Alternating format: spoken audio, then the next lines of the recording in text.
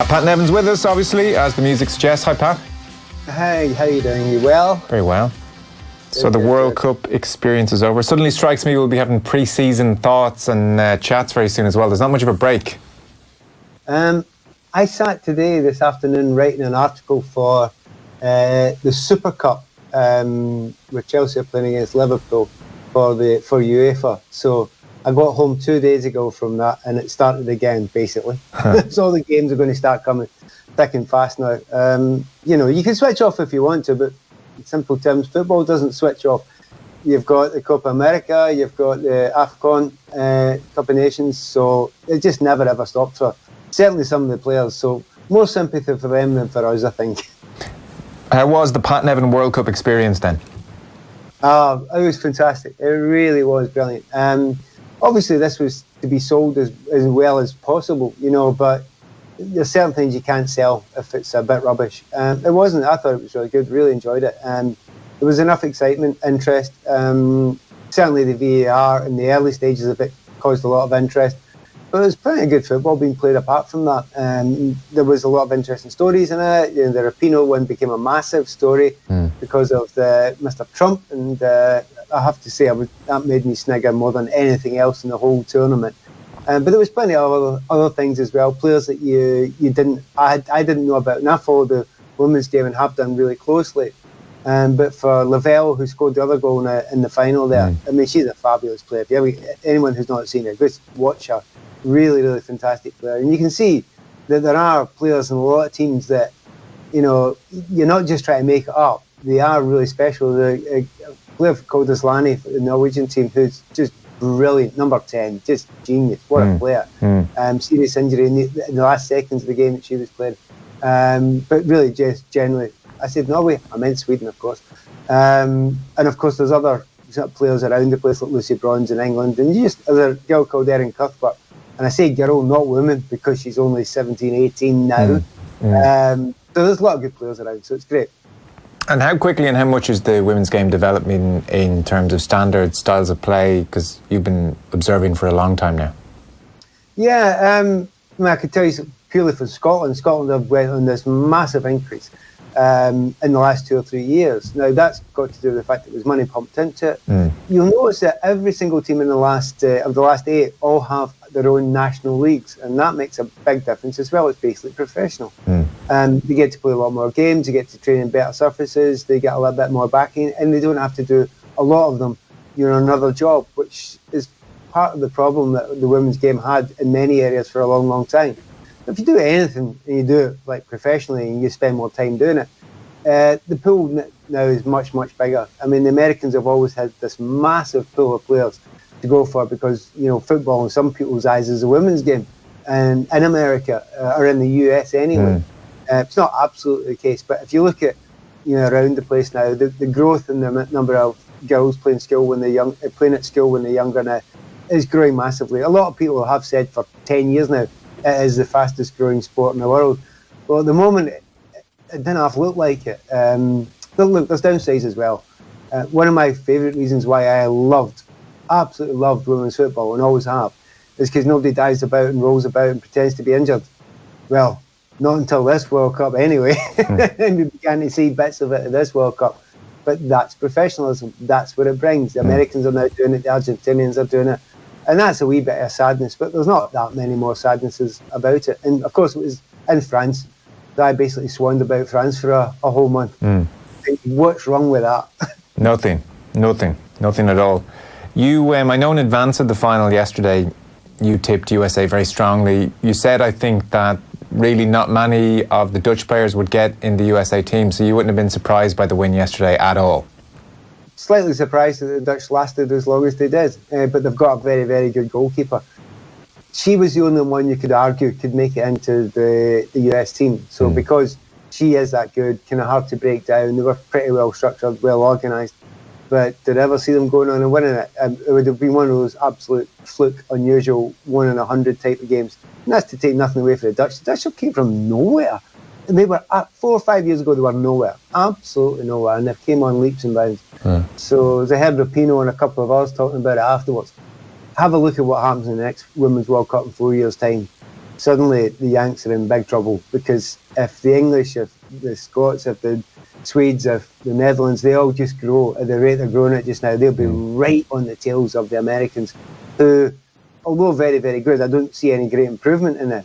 They seem to have hit this kind of plateau, but they're really good. But I don't see, other than Lavelle, who I mentioned there, I don't see massive improvement. Right, because Europe is coming. 7 of the 8 quarter-finalists were European, and there's a huge amount of investment coming as well. So you would think the next World Cup might be the one where US dominance is halted. Do you like this USA team? It's been one of the kind of big talking points in this World Cup, their brashness, arrogance in some people's eyes. For others, there's something very likeable about the way they talk the talk and then back it up. Yeah. You can't have a dig at them too much. I mean, they were getting abused for everything in the end. I mean, one of the players celebrating having a cup of tea with the pinky up.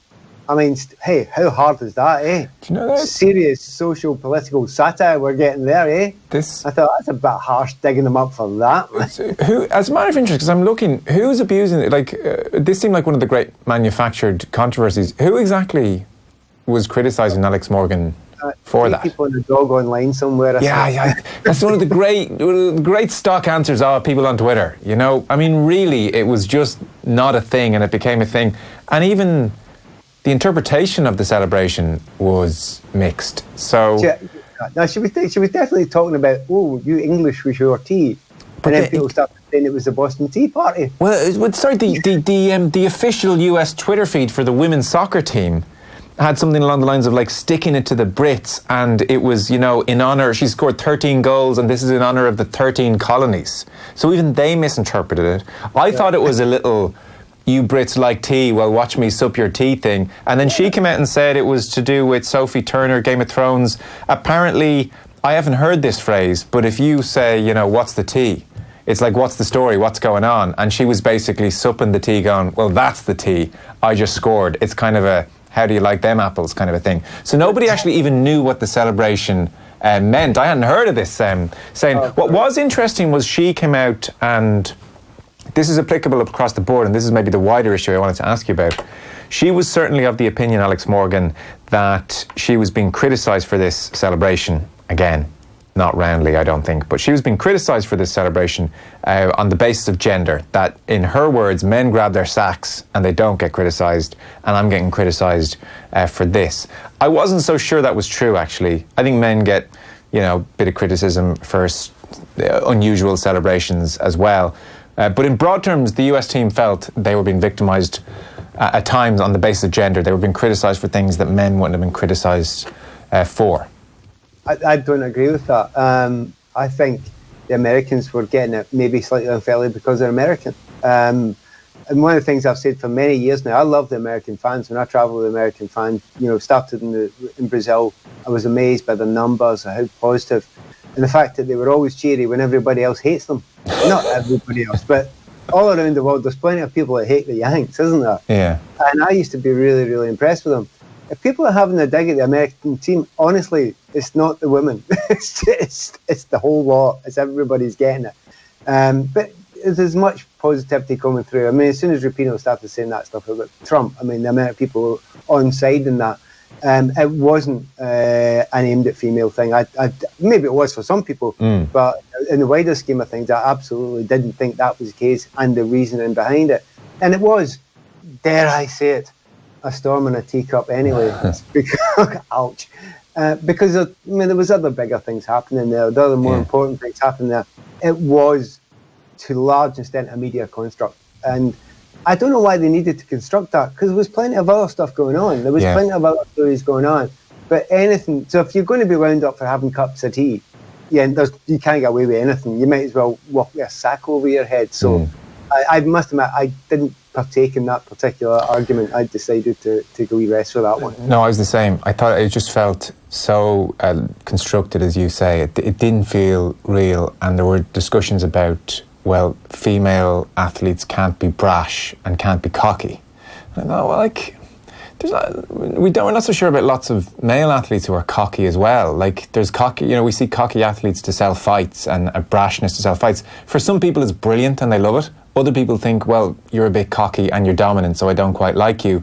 Again, I felt the gender aspect of that was overplayed. Couldn't we have just had a discussion whereby it was like, well, they're cocky, do you like them? Not a, well, they're cocky women, therefore lots of people don't like that. There are lots of cocky male athletes that people just don't like, because cockiness, in many people's eyes, is an unattractive quality.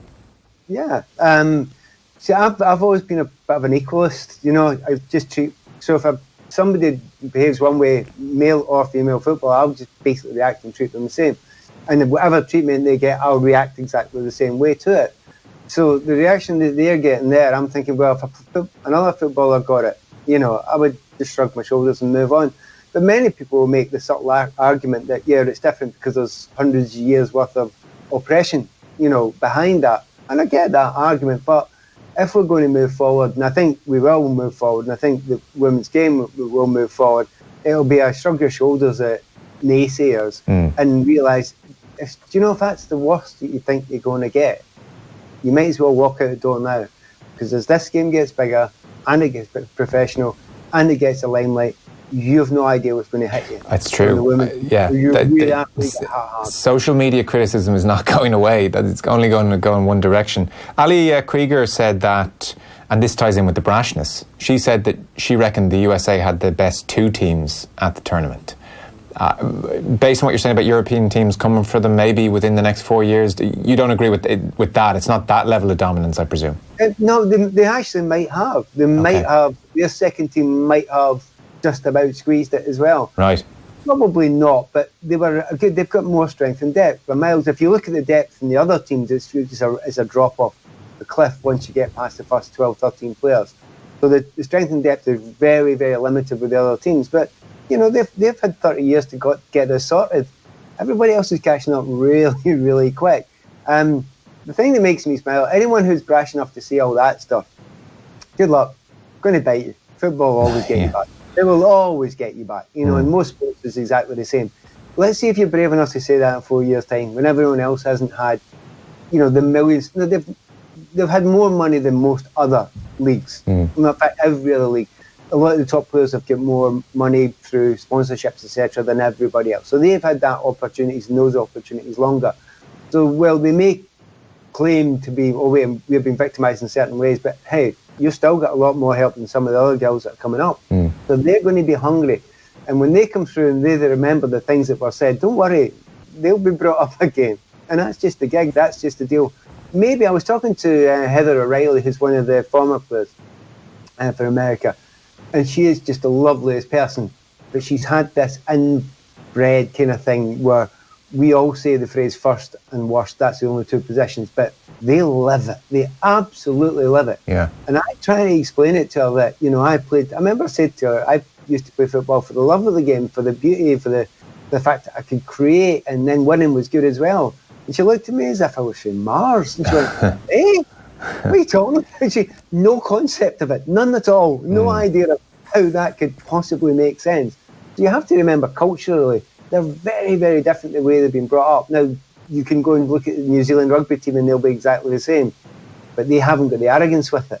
They take away the arrogance, but get that pure winning mentality. It's just a different methodology wherever you go in the world. Yeah, sure. And look, they're a winning machine, and they've been really impressive. Interestingly, Infantino said, Gianni Infantino, FIFA would increase its investment in the women's game to $1 billion over the next 4-year cycle. It has been a very political World Cup. You mentioned Rapinoe and Donald Trump, and that's been amazing. I mean, like, good on her. And then she comes out and scores against France a couple of days later, and is just brilliant all the way through. There's also the equal pay issue on the American front, which is lurking. They're suing their own federation. They have a great case on the face of it. They are generating more money than the men's team. So that they wouldn't be paid at least the same, if not slightly more, given that they generate more money, is hard to argue against. And then there is the women's game generally, and FIFA is going to have to deal with this, you would think. In terms of the amount of money in Qatar, the pot for prize money is $440 million. The prize money for the next Women's World Cup, Gianni Infantino said he's going to double it. It's only going to reach 60 million. It was 30 million for this World Cup, as opposed to the 440 million which Qatar is going to be. And like, you get it to some degree. They're coming from completely different bases. There's going to be a catch-up period. We're very much in that now. They're going to struggle, I would think. I think Gianni and the boys might go back and have a chat around a table and even doubling it to 60 million, regardless of how much each tournament generates globally. And I appreciate the men's game TV rights are going to be more expensive and generate a lot more money. But just even in their most cynical PR guys, they will look at 60 million for the next World Cup versus 440 million for the next men's World Cup. That's not going to fly. FIFA are going to have to get their act together here pretty quickly. It's not, the women are not going to accept it. No. Well, accept it, they might have to, but if they want to play the World Cup, if FIFA stick to their guns. But they're not going to think that's anything worth being celebrating. Purely because they think it's getting bigger all the time. It should be a set thing altogether. I absolutely get the American women's argument. I don't know if you know, I'm sure you are aware, the Norwegian male team have accepted the same payment as the female team. And Ida Hedberg, she was the start of that, but she still didn't go to the World Cup. She's still unhappy about some of the inequalities in the game. When you make the argument, which the American women have made, that we generate more money, so we should get paid at least the same, careful, that argument comes back to bite you. Because when you make that argument for the next World Cup, men will just say, no, we generate loads more than you. And they'll say, that's because you had television rights in the past. Well, have a look at everybody around the world now. Television hammering in on this now. It's half the population of the world are women. There's a big old market out there. So if you can reach that market, the thing is, you've got to reach the market. I don't think there's anybody not trying to reach it now. I think if you look through the media, nobody's saying, right, we're not interested in that. You're saying that's sellable. That's definitely a group of people we want to get to and we want to sell to as well. So if it grows at the rate and it does get closer, then they should be, I think certainly, say they're earning half of the monies, television monies or whatever, and sponsorship monies or what the men's game does. Well, okay, then there you go. You're going half of the money from FIFA. That's absolutely no argument at all. You should be able to do it. They're starting from behind, and it wasn't their fault because men wouldn't let them play. Many associations wouldn't let them play, and that's a very, very good argument. But at the moment, certainly a big boost would be really, really helpful for the next one. Double, that's a bit the least they deserve. They'll probably get a little bit more when they push to it a wee bit more. And to be honest, see, when you look at the associations, they'll make an argument. Yeah, there's the prize money. Where does it go? Well, it doesn't go to players. It goes back to the associations. What do the associations spend it on? Well, men's football, women's football, juvenile football. So it's kind of a bit messier than you think. Who was your player of the tournament? Oh, that was... it's a tricky one. There's a lot that I kind of liked. It's a shame. One of my favourite players, a lot of them, went out in the early stages. Canadians, the player called Chapman, who I absolutely adore. She was fantastic. Islani, who I'd mentioned there, she was a fantastic player as well. You look for breakthrough players. I mean, it's a shame for Lucy Bronze for England, who I mentioned before. She is good enough to play in any team, but because of the tactics in the game against USA, she didn't shine at all. So I think you have to go and look at the Americans. Now, Rapinoe's getting everyone's shout, and she was either the player of the tournament or runner-up. Yeah. I actually wanted to give it to Lavelle. Right. And the fact that Lavelle scored the second goal and Rapinoe scores the first one, I'm looking at thinking, this is perfect. This is perfect World Cup. Yeah. She's two favourite players. A lot of other good players around there. I could go on for just about every team. I had a favourite player. There's a brilliant player playing in the Argentinian team, another number 10. But and the Spanish, watch out for them. 4 years' time, they're all over it. Right. So there's lots of them coming through. But for the tournament, you got to win. You got to play well. I would kind of want to give it to Lavelle because of the effect she had on other sides of the game, not just scoring. It's, I guess, a sign of the times that we're saying, and finally, I should ask you about Frank Lampard. I mean, I guess 4 years ago, certainly 8 years ago, that's flipped those things, isn't it? Which is another sign of where we are. So Lampard's taking the job. He's done his few press conferences. I think he's been over in Carton House, actually, over here, doing his bits and bobs. Thoughts? I guess, look, he was never going to turn it down, and it makes sense for Chelsea. It's an emotional punt in many ways. It could work, I suppose, couldn't it? It's as likely to work as anyone else. He's got a couple of things in his favour. He's going to have, the fans are going to give him an amazing backing more than any other manager. But Chelsea fans tend to back their managers a lot of the time. he certainly knows the club. Jody Morris, who's coming with him from Derby County, he helped some of those kids coming through anyway. So there's that side of it. Anyone who's good enough, he'll help develop. He'll probably, and I say probably, get a bit more grace than most managers have at Chelsea. Surely the club understands now this is the worst time in probably 2 decades to take over Chelsea football. But I mean, you've lost your best player, who everything was basically built around last season. Well, half of everything was built around last season. Yeah, Hazard. You can't actually buy anyone else at the moment, and that looks like it might stick, but who knows? You're going to have to change the system completely from one which was a very specific system last season. You've not got a natural goal scorer on the team. They're slightly ageing, but the defence is quite good. All those things, and by the way, look at your competition. Man City aren't hanging back. They've gone and got Rodri. Liverpool ain't going to hang back. Spurs ain't hanging back. They're all going to be throwing the money at it. They're all going to be better. Chelsea, well, you've got to think they're not going to be as good because they've not got Hazard anymore. So all those things stuck in together, it's a tough one for anyone. And I absolutely refuse any time to get caught up in how, because a famous footballer is loved by a club, that's going to work. It honestly makes little or no difference in the long term. It's whether you're a good manager. That's what it comes down to. Somebody said to me the other day that, well, they would never sack Frank Lampard.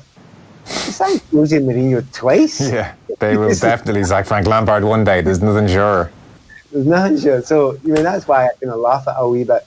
But Frank's a really clever guy. Yeah. He's great knowledge of the game. He took his time. He really thought about it. He's probably tried to get all the assurances that he possibly could. He's going to get minimum 2 years. Because the big thing in his favour, if he can survive, I mean, it's a big ask to get top 4 this season coming. Then I didn't think they'd get top 4 last season there.